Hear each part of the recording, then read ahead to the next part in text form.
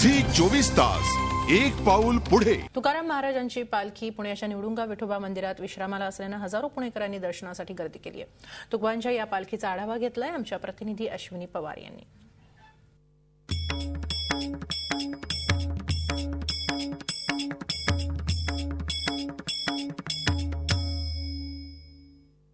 तुकाराम महाराजांची पालखी आज पुण्यातील निवडुंगा विठोबा मंदिरामध्ये मुक्कामाला आहे आणि या मंदिरातील मूर्तीचं महत्त्व म्हणजे 12व्या शतकातील ही स्वयंभू मूर्ती आहे असं म्हटलं जातं। गेली 328 वर्ष संत तुकाराम महाराजांची पालखी याच मंदिरामध्ये विसाव्याला असते आणि याच मंदिरामध्ये मुक्काम करते।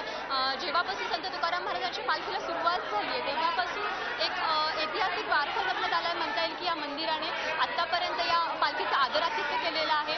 आपण बघू शकता नागरिकांचीही गर्दी होतीये मंदिरामध्ये दर्शन घेण्यासाठी। पुणेकर संत तुकाराम महाराजांच्या पालखीचं दर्शन घेण्यासाठी गर्दी करताना आपल्याला दिसत आहेत। काल रात्री पालखीचं इथं आगमन झाल्यानंतर इथल्या विश्वस्तांकडून पालखीची पूजा करण्यात आली आणि त्यानंतर मंदिरामध्ये गर्दी सुरू झाली। दर्शनासाठी भाविकांची रीघ लागली। रात्रभर ही रीघ सुरू होती। सकाळी काही काळ रांग थांबवण्यात आली पूजेसाठी, परंतु त्यानंतर पुन्हा एकदा गर्दी सुरू झाली आणि भाविकांनी दर्शनाचा लाभ घेतला। आज ज्ञानेश्वर महाराजांची पालखीही आहे पुण्यामध्ये आणि तुकाराम महाराजांची पालखी पुण्यामध्ये मुक्कामाला आहे। एकूणच पुणेकरांसाठी हा जो योग आहे तो दुग्धशर्करा योग असं म्हणण्यात येईल। व्हिडिओ जर्नलिस्ट नितीन सांगोर सोबत अश्विनी पवार, झी मीडिया, पुणे। झी 24 तास एक पाऊल पुढे।